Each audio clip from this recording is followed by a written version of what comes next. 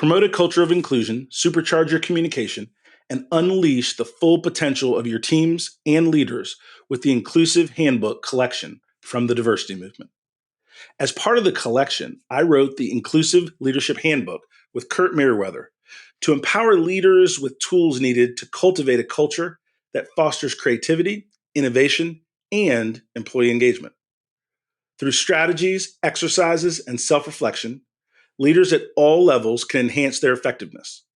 Learn more at thediversitymovement.com/store. Use code HOL at checkout for 25% of your first order.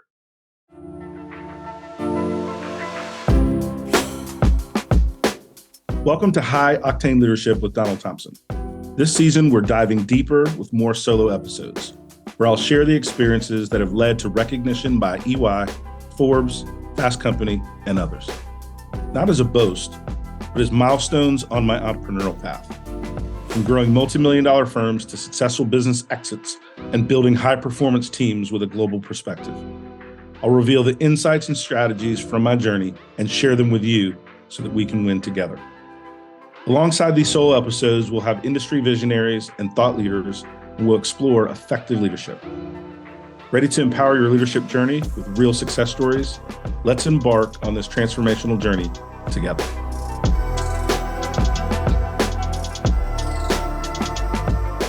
Welcome to another episode of High Octane Leadership with Donald Thompson, and a good friend of mine is here to talk all things AI.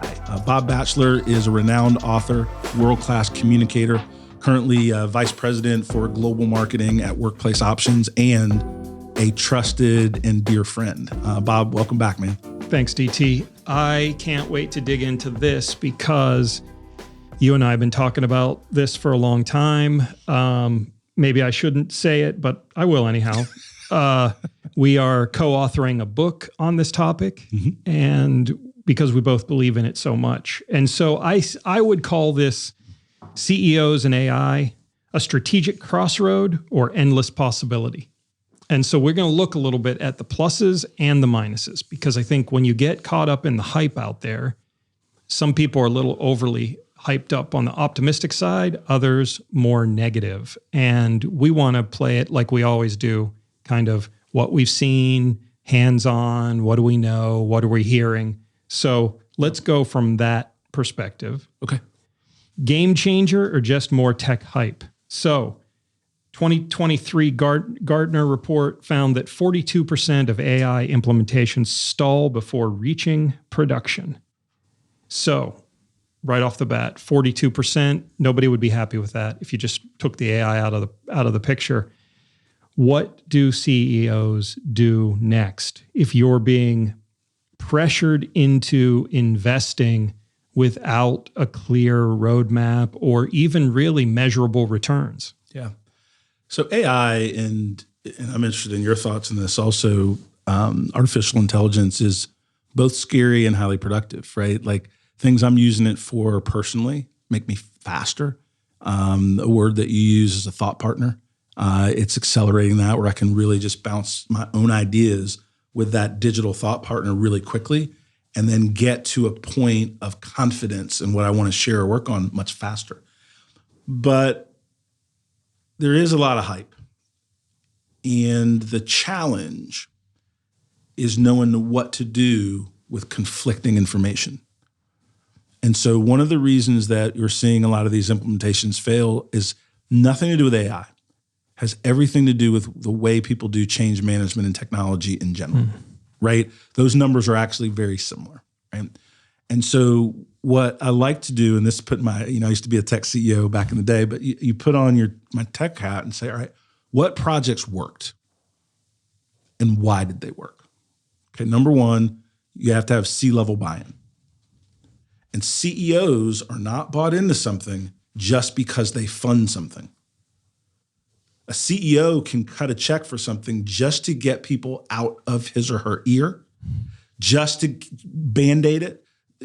That's not committed.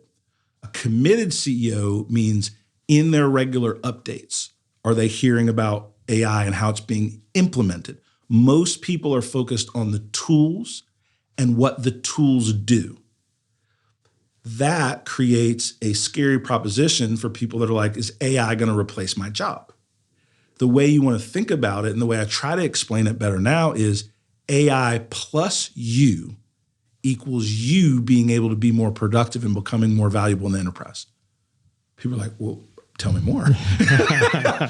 I would like to become more productive, more valuable in the enterprise, and then ...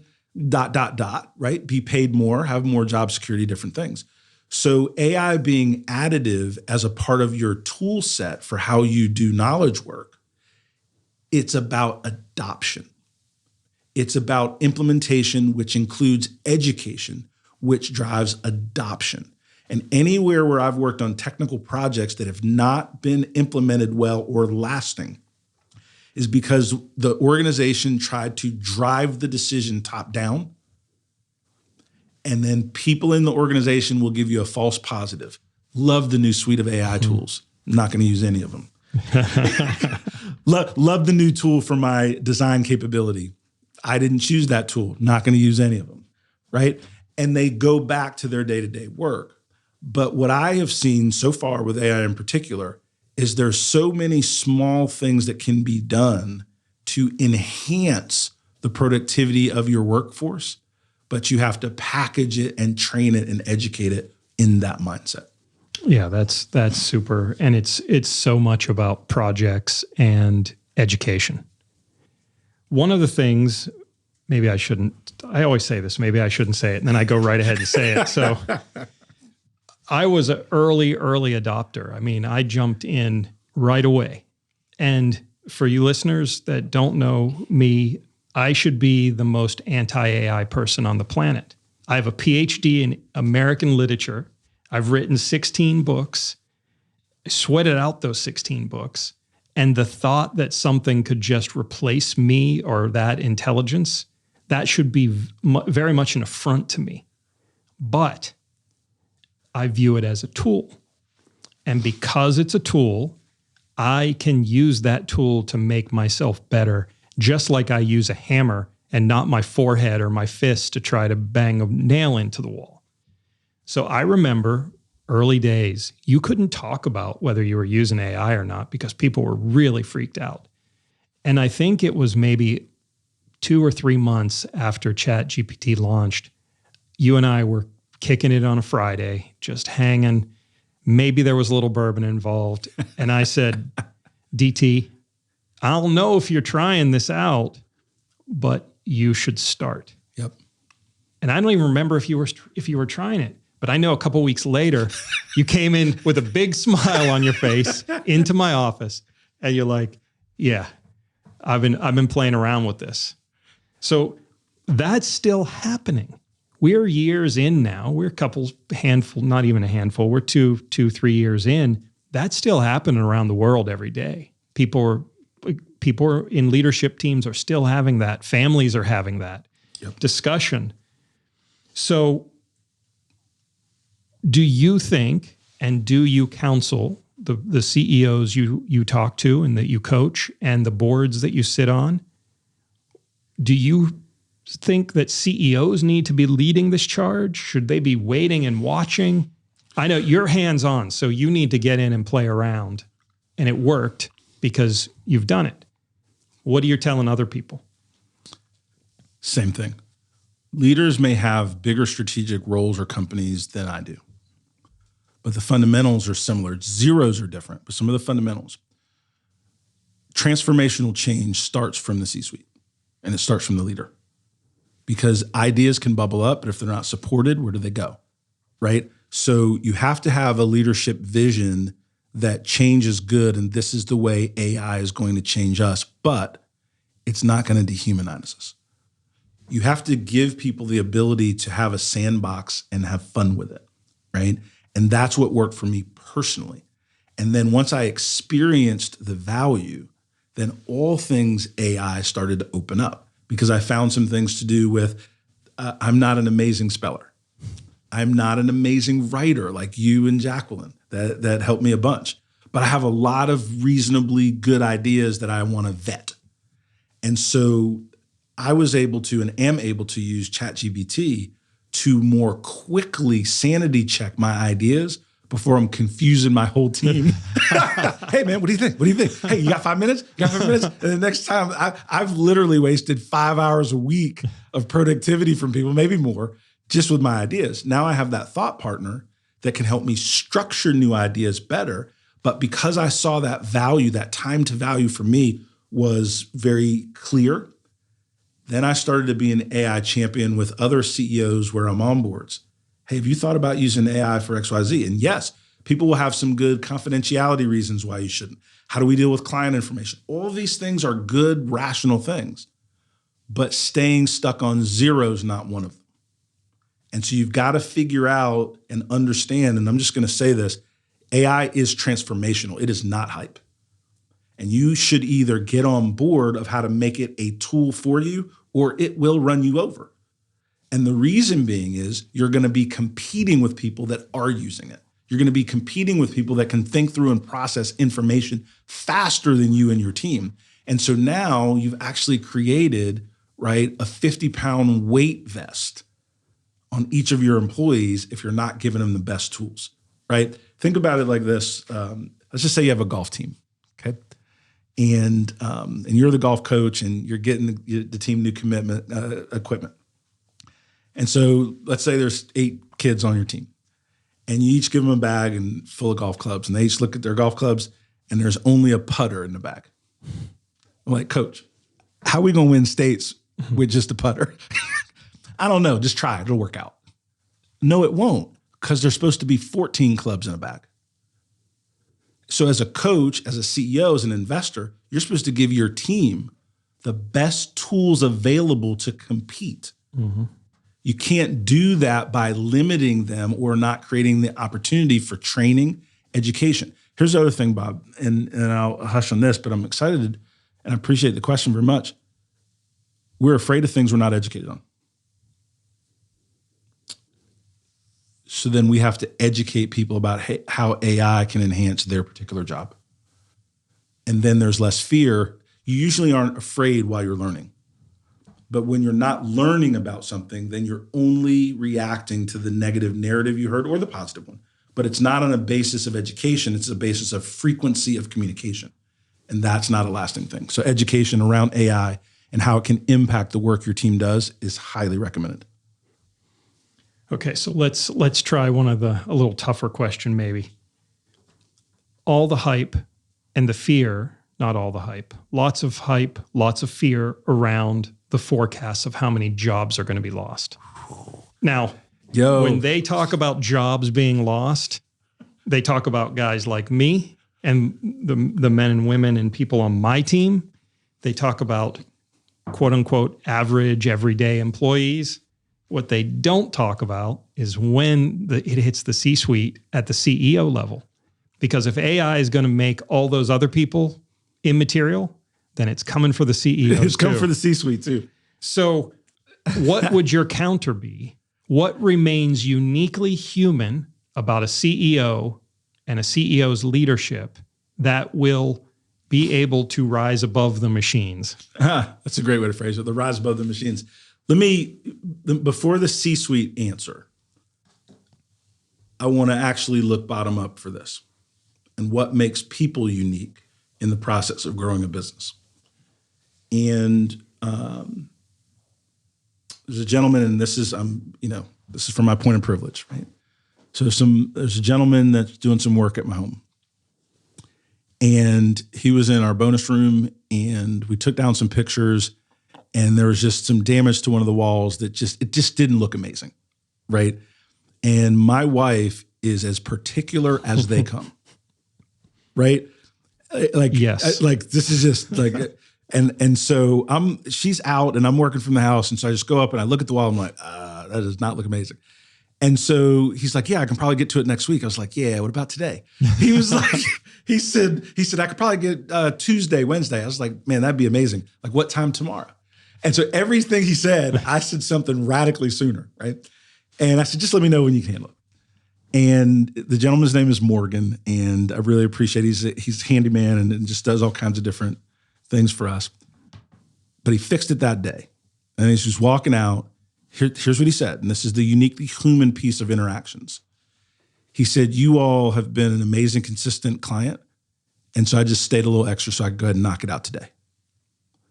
AI doesn't think through the gray area of your formal schedule that you were on today, because this was out of schedule for Morgan, this additional thing. It wasn't his fault. It'd be different if he broke something in my house, fix it now. It was something was wrong with one of our walls, the picture or whatever we're covering, and it needed to be fixed. It did not look amazing, right?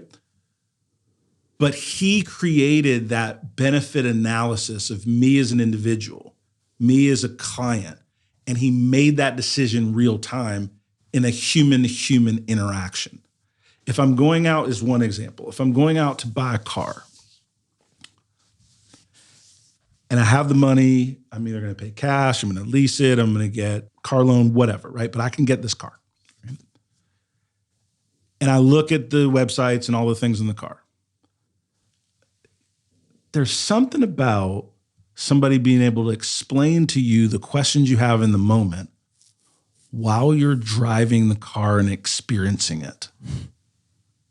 The human experience, it's almost like, again, this is my privilege. I have a huge TV in my bonus room, right? This is my space, right? It's like 85-inch TV. Like nobody needs this, right? Like it's just ridiculous, right? But it doesn't replace the in-game experience.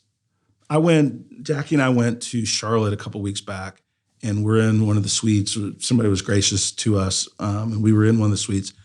And I got to do one of the things I've been wanting to do, which is see LeBron James play live before he retires. I just want to see him play one time.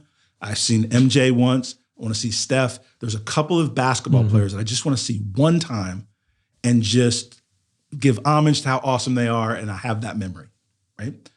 And so that in-person experience is different than watching it at home on my television. They're both good, but they're different. AI is not going to transform the human experience. AI is going to allow you to be more productive at work so you can have more time for human experiences, more time for interaction with your team, because you're not spending as much time on the research, on the data, on the things that a machine can do. And it should allow you in the C-suite, what is your superpower is to be the chief encouragement officer, the chief innovation officer, the top recruiter in your firm for high-octane talent that you need to grow. And so AI should slice and shrink down the time you spend on things that can be automated so you have more time to spend on those things that are uniquely human. And that, I think, is the difference, and why I'm so much more excited about it than I am afraid of it. But I am a little afraid of it. Like, there's things I do and sell and services, and I'm like, hey, this is not going to be worth as much with AI. But I think overall, I'm a fan versus fear for me. Yeah, that's a good segue. You're the chairman of the board of Walk West, a thriving digital agency here in the Southeast. You've just named Greg Boone as the incoming CEO, who is a AI aficionado at least. That's just the bottom line we'll put on him. I mean, that's right. Lives and breathes AI. So branding is right at the center of that work. And all the studies show that people really don't want AI creative. They're very afraid of it. They don't trust even in their interactions, not sure about AI and that kind of thing. Yeah. From a branding perspective, are you more afraid or more hopeful? I'm more hopeful for similar reasons that I use, but I'll be more succinct here. To build great brands is not creative standalone. It is creative, it is data, and it is the drive to commercial outcomes. And AI can help you effectively on the drive for commercial outcomes, the market research, the strategic plan development. AI is not going to replace strong designers and creative, but the data they need to drive that creativity to get there faster is going to create more room for the creative work at the same cost. And that is what we have to do and explain and educate. If you just say AI standalone, it feels cringeworthy, right? Like AI is doing the work, right? And it's just, I'll use your metaphor of a little disturbing, of trying to put a hammer and a nail in with your forehead. I was like, Bob, that's it's aggressive. But if you have a hammer and you're hitting a nail in, right? Well, that hammer has a purpose. And then when it's not time to use a hammer, use a different tool. Really, it's a function of how AI can help you be more efficient so that the human-centered focus is more valuable and you have more time to do that.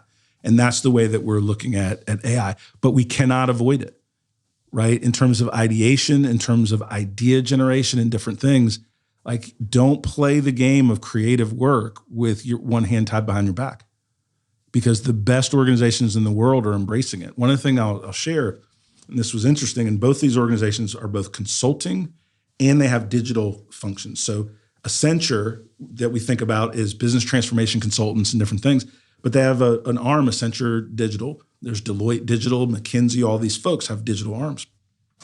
One of the interesting things, McKinsey, of the ones I just mentioned, has stayed all in on DEI. Now, how does DEI, I'll track back to AI in a minute. Because the McKinsey CEO said, and I'm paraphrasing, but this is his quote, is I'm playing for a long-term future. And anybody that doesn't think having diverse teams doesn't matter, then I'm happy to compete with them. Substitute AI and DEI. If you're taking a long-term view, you have to have the things in place within your organization and innovating that is creating jobs and market leadership, not just the elimination of jobs. See, what we do typically, all of us do this. We'll talk about all the jobs that AI could displace, but we don't talk about any of the ones that it creates. So now watch. If AI continues to grow as expected, right, and become a part of the fabric of business in almost every way, well, what runs the machines that drive AI? Well, there's going to be more server farms. There's going to be more plants. There's going to be higher energy consumption. What are we going to do about that? That's job creation. There's going to be the ability for people that instead of, watch this, and if you're in universities, you're going to hate this, that people with a 2-year degree, but also a certificate in prompt engineering with AI, are going to be as productive as somebody with a master's degree. And that means that individual doesn't have $150,000 of student debt, and they're going to work for the same $50,000, $60,000, $70,000 entry role, but they're not burdened by the enormous debt for an education that didn't bear fruit. So when we reflect on jobs lost, that's one perspective, and that's real. Like I'm not here trying to say that those numbers are made up. What I am trying to say is I am an optimist in how do we help people understand how we can make AI the next frontier of innovation and have a lot of people participate. Yeah, that's good. That's good stuff. It's tough to read those numbers and not be fearful because we've all watched too many science fiction films. But there's going to be winners. There's going to be big winners. One of the things I'm interested in knowing and hearing from you is that what AI looks like right now is a groundswell of startups and entrepreneurs who are using their nimble quickness to get ahead. But then you have these kind of Cold War looking monoliths who are really the evil empire. They're the Death Star up in there in AI space. Love them or hate them, that's it's concentration of power. Do you worry that that's going to overtly manipulate the entire ecosystem as we get bigger and bigger? Yes, it is a huge concern because now with the machines picking the winner, so to speak, right? It is not about your competency. It's about what the machine says about you and your company. And to have all of that be manipulated behind the scenes in ways that most people don't understand is pretty scary. I'll give an example of bias in AI that I heard. I'll use someone else's credibility on this one. So most people know the name Steve Jobs and Apple, right? But his partner was Steve Wozniak. Mm-hmm. And about 6 years ago, Apple came out with the Apple Card. And they wanted to put it in the iPhone and then different things, right? And I was very honored to be at a talk that Steve was doing over at NC State. I'm an emeritus member of the Computer Science Strategic Advisory Board. And one of the things he said in this meeting that he was really upset about, and he talked to the principals at Apple, was that he and his wife have the exact same income. They don't have separate accounts. They keep all of their money is what's yours is yours, what's ours together. And they applied for the Apple Card. And his credit limit was higher than his wife's. Bias in AI. At a company he founded. Yeah. He was not happy. He had the power to chat with people about how to change it, though. His dissatisfaction plus privilege, he can pick up the phone and talk to the CEO of Apple and go, what's going on? You need to dig into this, right?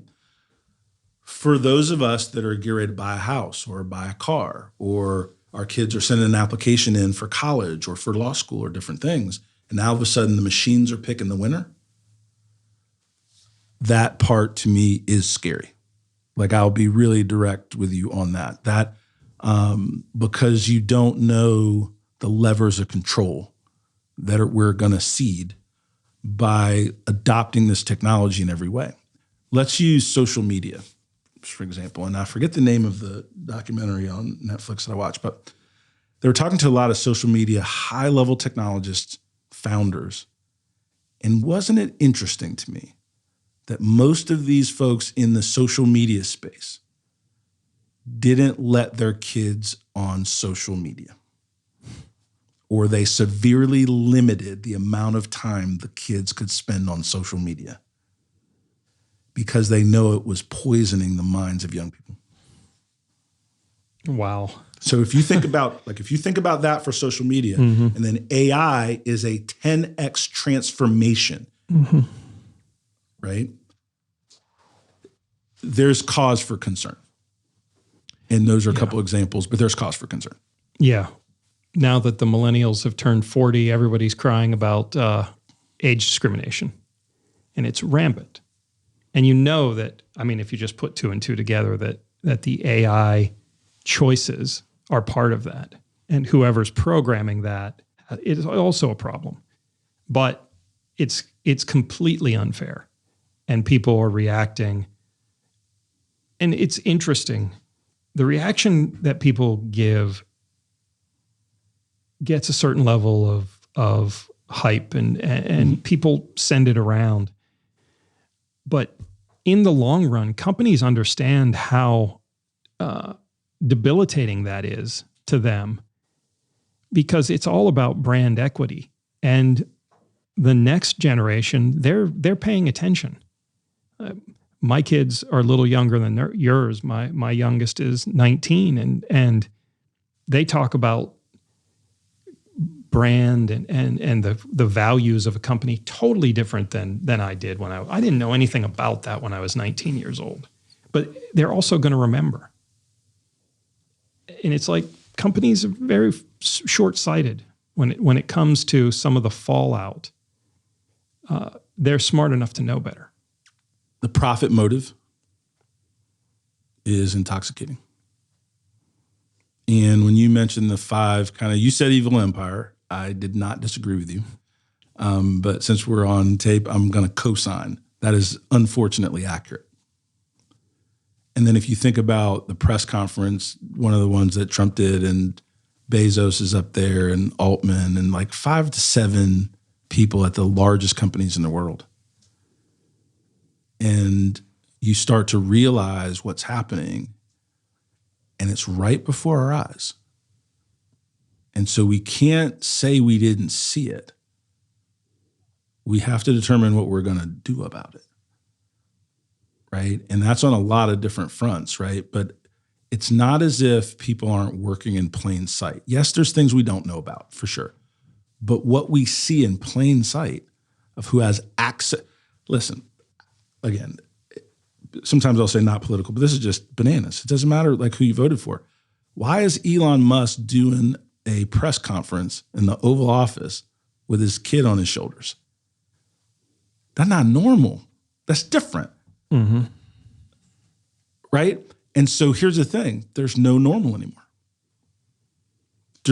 We used to could, rightly or wrongly, there were some things that provided consistency, right? Whoever was in the Oval Office, that was the president. You gave a certain amount of respect to the president. And if you didn't like him, you were going to vote him out. You didn't listen to, but you had a certain respect just for the office and different things. And now what we're seeing on a lot of different fronts is it is a financial capitalist engine that is who we are as a country. And we don't really believe much else. And again, I'm happy to take questions. I'm happy to buy you a cup of coffee where you can argue about the moral fiber of America and all the different things. I mean, people voted because they believe Trump's going to make their 401k go higher. Didn't matter who the individual, like, again, I'm not making a judgment of that someone did that or not. I'm making a judgment of you trying to explain it away to me. That's what like, I'm very fine to function in what is, right? I don't care what he does, right? I want the borders closed and I want more money in my account, right? That's why I did what I did, right? But don't make it a morally sound argument that you're voting for the future of democracy. No, you're not. You're just not, right? And when we think about AI, the same people, and this is why I wrap in the political, who's going to protect us from the multi-billionaires that are creating and own the infrastructure if they are now hand in hand with the government that's supposed to regulate them? And the only reason that people in government are there is because those same people gave them $500 billion. $500 million for their campaign or whatever the number is. That's tough. Yeah. That's tough. Yeah. I'm not necessarily I'm not burning my credit card or anything or, going out and live in the woods and eating berries and sticks. I don't have that capability. Me neither. I'm not trying to live off the grid, but it is fundamentally tipping the scales of balance that our system has been set up on. And look, I was a professor for a long time. I have friends who are as far left as you can go. They would give you a totally different argument than I'm giving the Mr. Rogers version compared to them. And I also have friends on the right who think Trump should, honest to God, be on Mount Rushmore right now. So I can see both sides, but I'm for the people. And so I guess my challenge is those tech powerhouses, they employ people, and downstream, absolutely, they employ a lot more people. Absolutely. So we need that. Absolutely. But we also need oversight. You can't let the most economically powerful in a society run free. You just can't. No. And that's where we're headed, though. So what's going to stop that momentum? And I, like you, I'm very fortunate at this point in my life and the work that I've done. The things that I'm seeing don't affect me directly quickly, right? Because if somebody says tax cuts for the rich, well, I'm like, who's that? And I was like, oh, that's me, right? Okay, right? But I also serve on the board of nonprofits that are serving thousands of people that are affected in a negative way if there is an allergic change in the way the government does business. So my heartstrings in the way I vote and the way I spend my time outweigh my purse strings. Mm-hmm.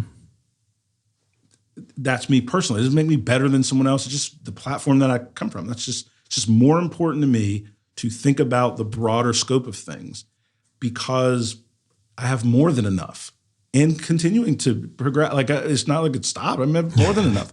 And I've made money in Democrat, Republican, but I just figure it out. But there's some people that need our support to figure it out. And with AI, now back to that very specifically, we've got to make sure that the education about these tools is broadly accessible. And that is a good thing that the tech companies are doing. There is a lot of free content. Now it's a function of, if you have a high school diploma, 2-year degree, and you're reasonably intelligent, but high degree of hard work and curiosity to learn, you can go learn how to leverage AI tools in content development, AI tools in programming and different things. You don't have to get 10 years of college. You can get certificates, different things of that nature. And there is a lot of free tools that the tech companies are providing to upskill and create competency in the new technology, because they need a workforce. They need consumers. So that part, to me, is the win-win. And now we've got to make sure and encourage people not just to look at AI as a thing happening to them, but AI as a tool to help them meet their goals in the new economy as a business owner, as an entrepreneur, as a top flight employee, all the things. But we have to encourage that AI adoption and education is very broad-based. Yeah. It has to be better than other. I mean, there are plenty of people. That's a vast understatement. There are millions of people who have no internet access right now in the United States of America, and that's ridiculous when you compare us to other industrialized powers. So AI may be the chance where we get to correct that, but it's not looking like it when you undercut the infrastructure of most institutions. But so it's tough. I'm a PR person. I'm a communicator. So to me, it's like every problem's a communications problem. And so I think about that band of robber barons at one time in American history who all became the greatest philanthropists America's ever seen, and maybe the world's ever seen. Somebody who's at the top of one of those companies now, you could become the Johnny Appleseed of AI implementation, and you could just go from city to city, like Carnegie putting the libraries in, put in the infrastructure, instead of a Carnegie library, put in a X person AI education center. Just tack it right on the library. AI education center around the world, around the country. You would be a hero in one fell swoop. J.D. Rockefeller was one of the worst individuals to ever walk the face of the earth. Nobody knows that. Nobody thinks about that now. Everybody loves Rockefeller. Oh, Rockefeller Center, all this, Go to Cleveland, like half the buildings are Rockefeller. That's all it takes. You can turn it around. It's a rebrand. And do something. Do something positive. Audience, I want to tell you the other thing, there's so much to Bob's skill set. Bob's a cultural historian. So when he's talking about Rockefeller and his background, it's because he knows detail on historical figures at a level that I'll just ask Bob. That's the level. I wouldn't even ask chat. I'd be like, Bob, what do you think about this? What happened X, Y, Z? But I wanted to share that because that brings up a great point, though, is legacy, right? People want to be remembered. And so that's something that may be a ray of hope for some of these leaders, right? Because how much is enough? I'm all about getting paid, man. I wake up chasing paper. I'm good with it. I'm fine with it. But how much money is enough to where you don't start to look out for others while you're doing the thing for you and your family? That's the part I don't understand about folks sometimes. Not your ability to take your skills, your hard work, your resources, and do what you do, right? But at a certain point, when do you become other-centered? And my hope would be that some of these titans would take on that personality. And even if it's for their own vanity. Yeah. Even if it's for their own legacy building, just for whatever the reason, if there was 50 AI centers in major, it'd help a lot of people. Yeah. And that's good stuff. It's a great idea. Yeah. This is, we're coming up on the 100th anniversary of The Great Gatsby. And that happens to be one of the things that I geek out on, this novel, which I think read 153 times. The idea of The Great Gatsby is that there is an American dream, and it may be a disillusioned chase, but you can still reach for the brass ring. In Gatsby, he comes up short because he confronts the institutional power represented by Tom Buchanan. But he still went for it.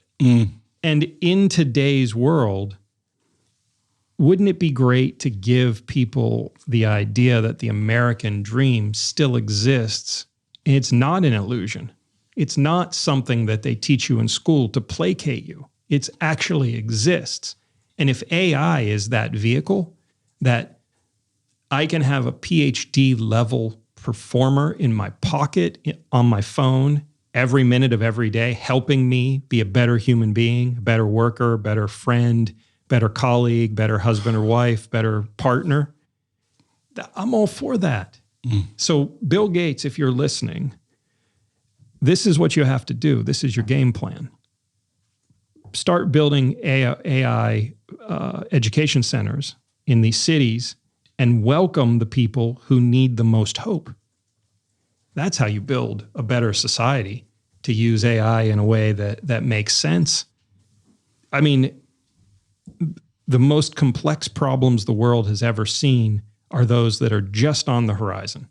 Just on the horizon. We know they're there. We've known they're there for a long time. Climate change started in the 70s. We started thinking about that. They were thinking about that in the 1800s when they're blowing smoke from all the new industrial institutions out into the world. But we're going to confront these things big time. Yep. And AI can help us get there. But it can't be just a handful. It can't be a literal or metaphoric handful. It's got to be everybody. And you never know where that next genius is going to come from. But if they can't get access to internet, how the hell are they ever going to get access to AI and help the world become a better place? So that's where my optimism is. That's good stuff. I usually have plenty to add. I don't have anything to add to that, because it's both aspirational, right, but also within our reach. Yeah, Tim Cook, everything I read about Tim Cook, he seems to be a good guy. I mean, a decent human being. Tim Cook AI Education Center. It's got a nice ring to it. The Cook Center. Psh, drop the mic. Cook Center. 50 cities. Pick them. And the thing about it is, Bob, everyone should do what they can with the resources we have, right? So we got to talk offline of what are we going to do to create some narrative pressure or some asks on people on our networks that could push that narrative. And most people are follow the leader. So all we got to do is figure out how to get one. Yeah. Well, yeah. And we need some money. Yeah. We'll get it. One of the billionaires. Yeah. I mean, I don't mean not us, you and I. Not you and I. I know what my pay grade is. Don's paycheck has a couple zeros in it. Mine's pretty meager. I don't know if the AI center is within my wheelhouse. I mean, a small one, for 3 people, we could have a center. We'll start it with 3. But start somewhere. But we got to start somewhere. And let me ask you this, Bob. I want to go back to a statement you made earlier of you being someone that should be apprehensive of AI, right? Mm-hmm. You talked about the 16 books you didn't mention, which I will, the 50 plus books you've edited, right? And all of the different authors and different folks that you counsel and come in contact with, all the folks that want to be authors that you chat with. So you're have an expansive knowledge, but then as someone that has produced great content, AI could threaten your magic, right? And so how would you describe it? I know why you said you adopted it. How would you describe it to other knowledge workers, other savants in their space, other folks that spent time and money getting educated in their specific domain, and that's a part of who they are? How would you help them not see AI as so much of a threat? That's a great question. And I'll say it through my own lens. What I knew is that I could get a thought partner with AI that wouldn't get sleepy. And my wife, Suzette, listens to my dreams and aspirations all the time. But sometimes, she's not having a great day or she's got something else to do. And she's like, my love, okay, enough. as AI progressed and I saw the capabilities, it was just so much more benefit than potential loss. And now here's the controversial part. When they started creating the first AI models, the Washington Post had a database you could go in, like 4 or 6 of my books had already been used. I'm like, these bastards are already using my intellectual property. Now I'm going to get back at them. I'm going to use them. And what I've done recently, now that you can create private GPTs, I've created Chat Bob. And Chat Bob draws from my actual work because I just uploaded my book manuscripts myself. It's my intellectual property. It's me. So when I have a conversation with Chat Bob and want to talk about, here's an idea. Is this idea good? How would you approach this idea if you were book editor at the New York Times? What would you think of this idea? And I can refine my ideas. Then that makes me have more time, and just time productivity. I can get to the best idea faster. And that's what smart people want to do. I don't want to write. In fact, I refuse to write a book proposal and send it out to 1 million publishers and hope that one of them comes back with a yes, because it's a 6-month to a year process of writing that proposal. It could be a year before you hear back from them. There's no urgency, but I'm fighting against time here. I'm TikTok every day. I'm a little bit older. I don't know how many years I have left. So I'm using AI to gain back time, the most precious thing. And everybody who's worked hard at something has put in the time. That's what makes success. You've put in the time. Even somebody who's Michael Jordan seems like, oh, Michael Jordan was a natural. No, he got cut from his sophomore year. No natural. There's very few. That savant level is 0.0000001%. There's only one Mozart. Nobody else says, oh, that guy's like Mozart. No, there was one. So for us normal people who are just intellectually curious and smart, I need time. And time to me is repetition through ideas. And AI helps me get through that faster. And that would be my argument. It's powerful because people are chasing more time with family, more time with things that they love to do. Exactly. Right? Like, they don't want to necessarily, nor do I, like work more just to work more. Right? It's early in my career was work more and harder because I wanted to pay for my kids' college education cash. So they didn't have any loans. Work more was to put my home with my family in a safe neighborhood, right? So that my odds of having any issues in my home were different, right? And so people that are listening can think about what you would do with that time. What's that time driver for you? And let AI help. Yeah. And that time to value that you described. So I don't have anything to add, my friend. I think that you're a great example from that perspective because you should have feared it, but you embraced it. And not only that, right, you encouraged other leaders like me, right, to give it a try. And then we got hooked, and in a good way.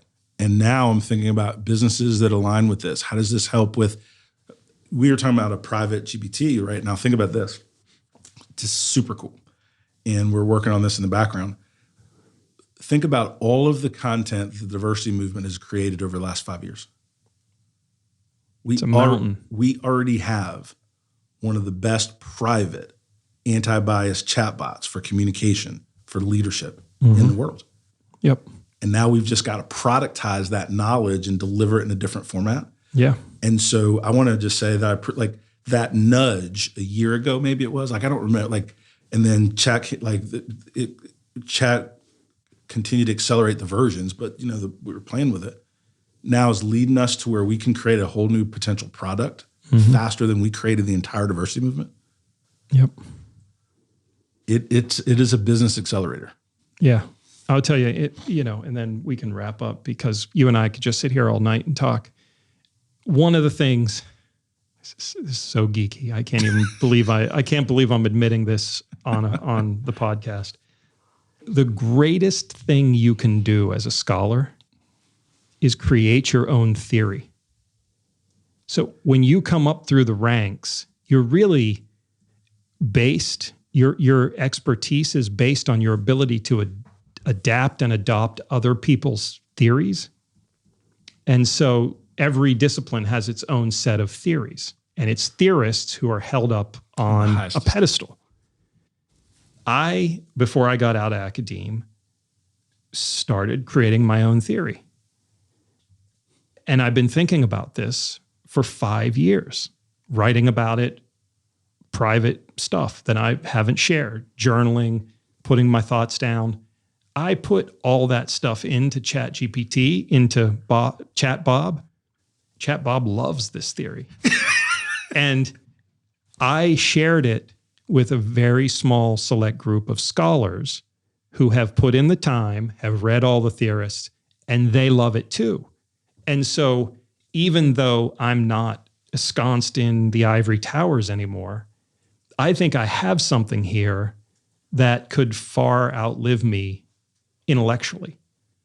And I might have got there without ChatGPT, but having ChatBob to bounce ideas off and refine ideas and give me the negatives, I'm like, so one day my prompt was basically like this. It was longer, but my first prompt was, you're the biggest skeptic on the planet. You don't think anybody with a PhD has the right to create a new theory. You're anti-theory, as a matter of fact. How would you look at this theory and assess it? And I start building, gave me a great answer. I start building, because I don't, chat's a little too positive for me sometimes, so I force it to be mean to me, because that's another way for me to accelerate my thinking. And I'm telling you, and I'm not even going the normal scholarly route. When I'm ready with my theory, I'm just going to put out a book version of it, 100 pages, 150 pages. I'm going to give it away for free, let everybody go at it, have at it with my theory.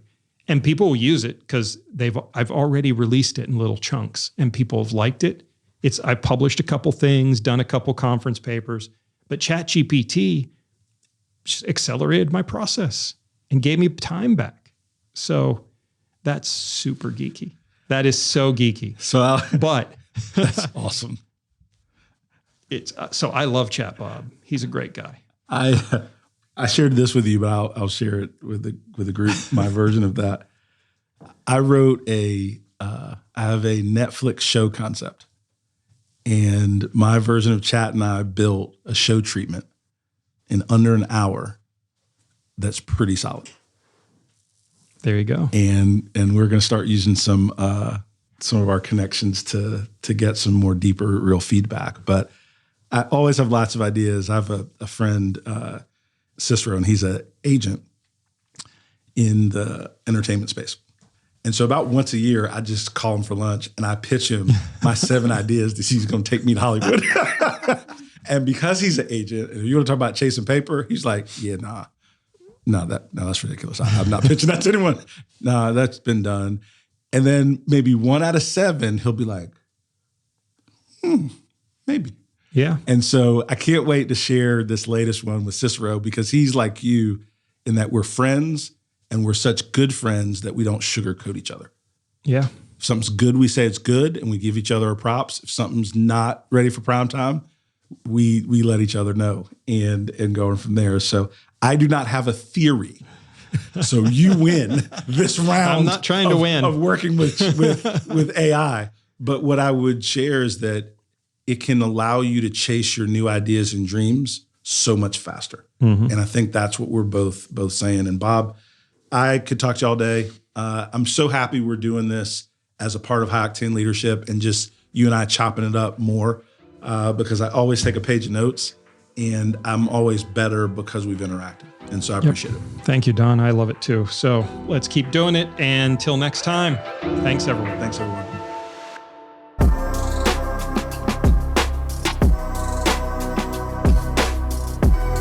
Thank you for joining us on High Octane Leadership with Donald Thompson. Today's episode is a step in our collective journey towards leadership excellence. Remember, every story we share and every insight we gain is a piece in the puzzle of our leadership journey. For more insight and detail, hit the subscribe button so that we can stay connected. For deeper information and more episodes, go to donaldthompson.com. Continue to lead with vision and purpose, and until we meet again, embrace your role as a high-octane leader in the ever-evolving world of business.